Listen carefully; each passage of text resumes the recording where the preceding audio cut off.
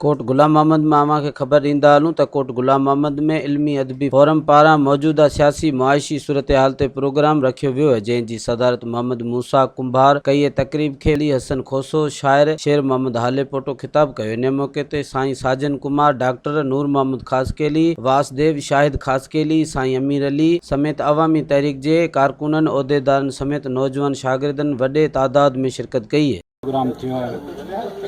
अदबी फोरम जो, इन में मज़ाहिमत थी ऐं पूरे प्रोग्राम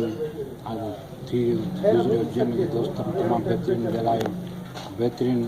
दोस्तनि जेको आवाम जी हौसले अफ़ज़ाई कई, बहितरीनु साईं असूल शाह ध्यानु ॾिनो। ऐं असां ॿियो दोस्तनि खे गुज़ारिश कंदासीं त रुॻो ॿुधण सां गॾु अमल बि करणु ज़रूरी आहे। रुॻो ॿुधण सां गॾु अमल बि करियो त जीअं असांजी क़ौम अॻिते वधे ऐं असां इन्हनि मुजारनि ऐं असां इन्हनि जेको ज़ुल्म खां निजात आहियूं। प्रोग्राम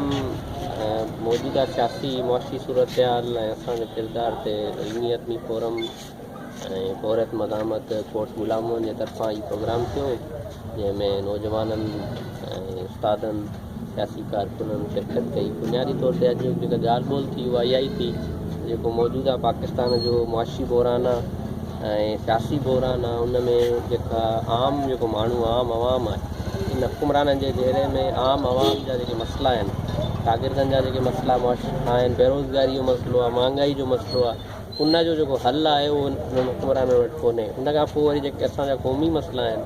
सिंध जी में जेको धारी आबादकारी जो मसइलो आहे, जेको ताज़ो MQ में पीपुल्स पार्टी जो मुआदो थियो आहे, ऐं जेको असांजो पाणी जो हींअर वॾो सिंध में मसइलो आहे, त उन क़ौमी मसइलनि लाइ बि जेको आहे उहो हिननि हुकुमरान धुरनि वटि को हल कोन्हे। इन लाइ ज़रूरी आहे त सिंध अंदरि जेको सिंध जो पोरत आहे, सिंध जो जेको आम माण्हू आहे, उनखे पंहिंजी जेका आहे सिफ़बंदी करणी पवंदी, पंहिंजी सियासी तंज़ीमकारी करणी पवंदी, पंहिंजी सियासी जदोजहद करणी पवंदी। इहो बुनियादी तौर ते अॼु जो जेको प्रोग्राम में जेका ॻाल्हि ॿोल थी, असांजे इल्मी अदबी फोरम जेको बुनियादी तरह सां इल्मी अदबी ऐं जेके शाइरी अदब में साइंस फ़लसफ़े इन्हनि ते जेको आहे असांजो आहे इल्मी अदबी फोरम। पर असीं गॾोगॾु हिते जेको समाजी ऐं सियासी जेको आहे उहो लेक्चर कराईंदा आहियूं, ऐं जीअं ॿार नौजवान तबिके जी जेको आहे सियासी तरबियती आहे, उन सिलसिले में साईं मसूर शाह पीपुल्स पार्टी जेको आहे औरत मज़ामत पार्टी आहे, उन जो कयो लेक्चर कर वरितो हुन खां जीअं ई नौजवान नसुल खे पाण नौजवान आहे, नौजवान नसुल खे उत्साह मिले त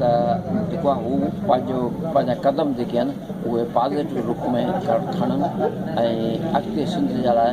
कमु कनि।